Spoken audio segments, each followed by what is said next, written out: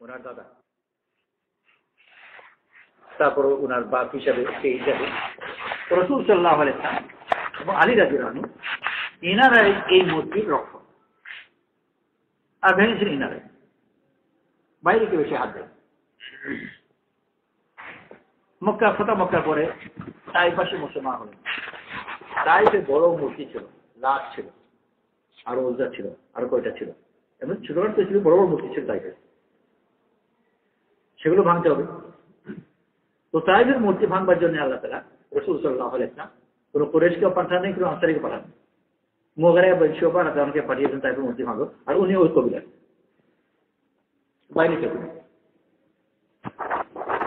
তো নিজে পরিবর্তন হয়ে গেছে, তারাই যারা রক্ষা করবে তারাই ভেঙেছে। মদ যখন হারাম হলো, মদের পেয়ারা ভাঙবার জন্য বাইরে থেকে কোনো পুলিশ এসে ঘরে এসে কারো কোনো পেয়ারা ভাঙে, যার পেয়ারা ছিল সে নিজেই ভেঙেছে। অর্থাৎ এই যুদ্ধের মধ্যে বাইরের কেউ নেই, সব নিজের ভিতরে। যখন কুরাইশ পরাজিত হয়ে গেল, তো জিতল কে?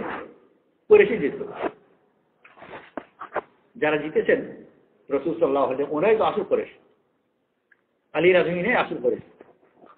আর যেনারা জিতে এই মূর্তিগুলোকে ভাঙছেন, যারা মক্কার অন্যান্য যারা আছে, যারা তো এই জন্য দুঃখিত আমাদের মূর্তি ভেঙে ফেলেছে, তাদের চেনে এনারাই আসল, এনাদের অধিকারী বেশি। তো কুরাইশ যখন পরাজিত হয়েছে বদরে বা অন্যান্য জায়গায়, তো জিতেছে কারা? কোন গয়র কুরাইশ কেউ জিতেছে, তো কুরাইশই জিতেছে নিজেরাই। অর্থাৎ সম্পূর্ণ এই যুদ্ধ মনের ভিতরে মন জয় করা, মন জয় করেছেন তারাই এসে তাদের এই মূর্তিগুলোকে ভেঙেছে। বনু সাকিফ তারা মুসলমান হয়ে গেছেন, এসে মূর্তি ভেঙেছেন, কিন্তু মূর্তি ভাঙার জন্য বাইরে থেকে কেউ আসেনি। যারা বনু সাকিফ তাদের যারা মূর্তি তারা নিজেরাই ভেঙেছে। কারণ আল্লাহ তাআলা রাসূল সাল্লাল্লাহু আলাইহি ওয়াসাল্লামকে পাঠিয়েছেন দাওয়াত দিয়ে, আর এই দাওয়াত তাকে আপন করে নেওয়ার, আপন করার দাওয়াত, বাইরে থেকে কোনো শক্তি বিষয় ধ্বংস করে দেওয়ার দাওয়াত। নিজে গ্রহণ করেছেন, যেগুলো ধ্বংস করেছেন নিজের অন্যায়কে নিজে ধ্বংস। ওই যে বললাম যে মদের পেয়ালা, তো মদ খেলে মাথার হতো কে? নিজে মাথার হতেন, কোনো শত্রু মাথার হতো না, মাতলামি নিজেই করতেন। আর মাতলামি করলে ক্ষতি হতো কার? নিজে মাথা ফাটতো। মাথা যখন হইলেন কুস্তে গিয়ে ধাক্কা মেরে দেয়, নিজের মাথা ফাট। আর এই দাওয়াত দিয়ে কি হলো? যে তার মদ খাওয়া চললো, পেয়ালা নিজে ভাঙলো, আর নিজের মাথা নিরাপদ হয়ে গেল, এখন নিজের মাথা ভাঙেনি। তো বাইরে কোনো ব্যাপার না, যদিও যুদ্ধ তলবার সবই দেখা যাচ্ছে, কিন্তু সম্পূর্ণ যুদ্ধ ভিতরে চলছে। আর যে পরাজিত হচ্ছে ও আসলে জিতে যাচ্ছে, আর জিতার ভিতর যে পরাজিত হচ্ছে, শত্রুকে ধ্বংস করছেন না, শত্রু মন জয় হয়েছে, মন শত্রু এই দিকে চলে এসেছে, নিজের দোষকে নিজেই ধ্বংস করে। রাসূল সাল্লাল্লাহু আলাইহি ওয়াসাল্লামের ওফাতের পরে রোমীদের সাথে যুদ্ধ হল। রোমে সেনাপতি একজন ছিলেন জারজা,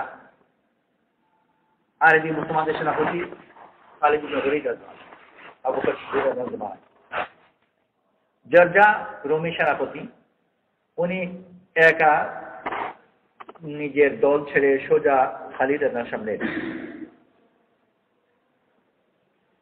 আসার ধরন থেকে বোঝা যায় যে এটা আক্রমণের আশঙ্কা, সেই জন্য ওনাকে কেউ বাধাও দেয়নি। আর একেবারে সোজা খালিদ রাদিয়াল্লাহু সামনে এসে ঘোড়া দুটো মুখোমুখি, দুজন ঘোড়া পর সবার, দুই সেনাপতি।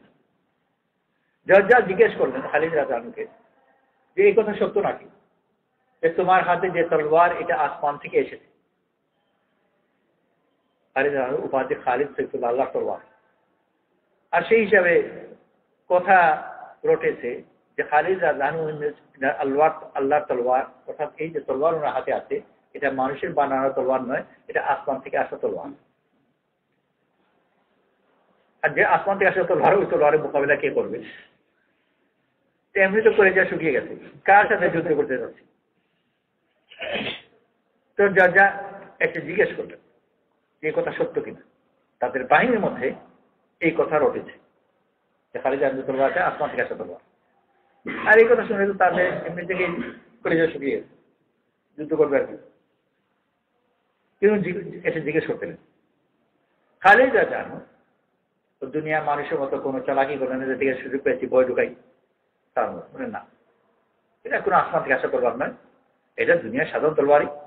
রাসূল সাল্লাল্লাহু আলাইহি ওয়াসাল্লাম আমাকে এই তলোয়ার দিয়েছেন এই কথা বলে যে তুমি আল্লাহর তলোয়ার, কিন্তু তলোয়ার আসমান থেকে আসে। এই কথা শুনে যার জন্য বুকে পানি, সাহস তো পারলো ঠিকই, কিন্তু মনের ভিতর বিরাট পরিবর্তন। যে এই কি ধরনের শোনাবো, আমরা সেনাপতি বলতে যা বুঝি বা যুদ্ধ বলতে যা বুঝি, সেই যুদ্ধের দাবি হচ্ছে যে এই ক্ষেত্রে বলা যে হ্যাঁ ঠিকই আসমান থেকে এসেছে, ভয় ঢুকানো। যুদ্ধ মানেই ভয় ঢুকানো। যুদ্ধ আসল যুদ্ধ কিন্তু লড়াই নেই, আসল যুদ্ধ হচ্ছে প্রতিপক্ষ যেন ভয় পেয়ে যায়, এটা যুদ্ধ দেখানো। সেই জন্য গত বিশ্বযুদ্ধের সময় আক্রমণের আগে হিটলার তার বাহিনীর খুব প্রদর্শন, ভয় ঢুকানো। আর এই যে গত এই যে আধুনিক জমানায় যেটাকে ঠান্ডা যুদ্ধ বলতো সোভিয়েত ইউনিয়ন আমেরিকার মধ্যে, তো যুদ্ধটা কোথায় হতো? নিজের দেশের ভিতরে মানুষ উড়াতো, রকেট ফকেট যা কিছু আছে, কোথাও কোনো আক্রমণ টাইম কিছু নেই, একজন শুধু ভয় দেখানো। মানুষের অপর পক্ষে যখন ভয় পেয়ে যায় আত্মসম্পর্ক করে, আর যত পর্যন্ত ভয় পায় না তখন লস থাকে। ইঁদুরের যুদ্ধ হয় ওরকম, অনেক জীবজন্তুর মধ্যে সংখ্যা বেড়ে গেলে, মাতৃপুর বেশি হলে যুদ্ধ হয়। কোনো ফার্মের মধ্যে কোনো বাড়িতে, আজকাল দুটো ফার্মের গুরুত্ব আলাদা ধরনের জিনিস, ওগুলো হাঁটতে জানে না। কিন্তু স্বাভাবিক মোরগ টোর যেগুলো, কোনো বাড়িতে যদি দুটো বড় মোরগ থাকে তাহলে দুটোর মধ্যে জমি ছড়া হবে ওই টেরিটরি নিয়ে। এটা কার রাজত্ব এখানে, ওইটা নিয়ে যুদ্ধ হয়। কুকুর যে গাছ দেখলে জিজ্ঞাসা করো, এটা কিন্তু আসলে ব্যবসায় পেশা নয়, জিনিস অন্য, মানে কেমিক্যালি ওটা ইউরিন নয়, অন্য একটা গন্ধ। ওই গন্ধ দিয়ে সে তার এরিয়া চিহ্নিত করে। সেই জন্য মানে যেখানে যেখানে খুঁটি টুটি যেগুলো সব দেখবে, কোনো গাছ সব দেখবে, ওই সব খুঁটিতে সে তার ওই গন্ধ ছড়িয়ে দিয়ে বলে যে এটা আমার। ওই এরিয়ার ভিতরে যদি অন্যজন ঢুকে, তার মানে সে তার এরিয়া লঙ্ঘন করেছে, আক্রমণ করে, ওই এরিয়া চিহ্নিত। ইঁদুর যখন বেরিয়ে হয়ে যায়, তো দুই ইঁদুরের মধ্যে যুদ্ধ হয়। যুদ্ধ কিভাবে হয়? এই মোরগ কুকুর এগুলো তো শক্তিতে আক্রমণ করে, মোরগ চোখ তুলে দেওয়ার চেষ্টা করে, কুকুর কামড় দেয় ইত্যাদি।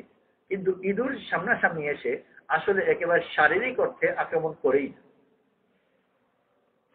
দাঁত টাত বের করে আর হিস করে শব্দ করে একজন আরেকজনকে ভয় দেখাতে থাকে। বাস্তবে স্পর্শ করে ভয় দেখাতে থাকে, আর ভয় দেখাতে দেখাতে দেখাতে কোন এক পর্যায়ে একজন ভয় পেয়ে যায়। আর যে ভয় পেয়ে যায় ও আস্তে আস্তে এমনি মরে যায়, স্পর্শ করেই ওর ভয়ে মরে যায়। তো ওই উচিত ছিল এখানে ভয় দেখানো, বড় সুযোগ, আসমাকে তলোয়ার নেমেছে, হিম্মত করলে আসো দেখি। কিন্তু খালিদ রাদিয়াল্লাহু ওনাকে ভয় দেখায়, বরং বিপরীত আরো সাহস পাঠিয়ে বলেন না, যা আসমান থেকে আসা তলোয়ার নয়, রাসূল সাল্লাল্লাহু আলাইহি ওয়াসাল্লাম আমাকে দিয়েছেন আল্লাহর তলোয়ার, এই কথা বলে বাজু করে দিলাম। তোমার তো পরিবর্তন হয়, বিরাট পরিবর্তন। পরের প্রশ্ন ওই আগের ধারের প্রশ্ন নয়, সম্পূর্ণ ভিন্ন প্রশ্ন। বর্তমানে যে মুসলমান হয় তার অবস্থান তোমাদের মোকাবেলায় কি? সাধারণভাবে যে মুসলমান হয় সে তার অতিরিক্ত হবে। হিন্দু যারা পরবর্তী মুসলমান হয়েছে সবাই জন্য অন্যমসূত্র, আর অরিজিনালরা হচ্ছে ব্রাহ্মণ। ব্রাহ্মণ দেশের মুখ করো। আমাদের দেশের পাদ্রি টাদ্রি যারা হয় মধ্যে অনেক কালো পাদ্রি দেখা যায় মধ্যে সব, এরা সব 2 নম্বরই পাদ্রি। ওই অরিজিনাল সাদা পাদ্রির সামনে এদের কোনো পজিশন নেই।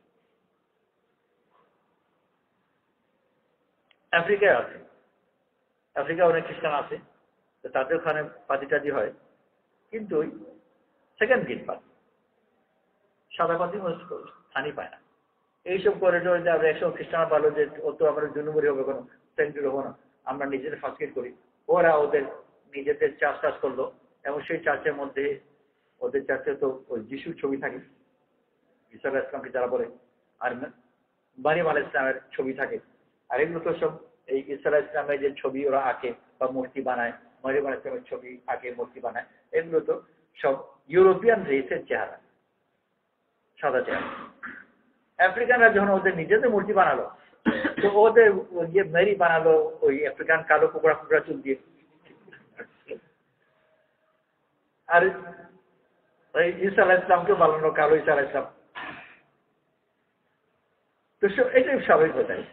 তো জর্জা জিজ্ঞেস করলেন যে বর্তমানে এখন যে মুসলমান হবে তার অবস্থান তোমাদের মোকাবেলায় কি? আলী খালিদ ইবনে ওয়ালিদ আনহু এখানে ওইটা ব্যতিক্রমী ধরনের উত্তর দিলেন, বলে আমাদের সমান, বরং আমাদের চেয়ে ভালো।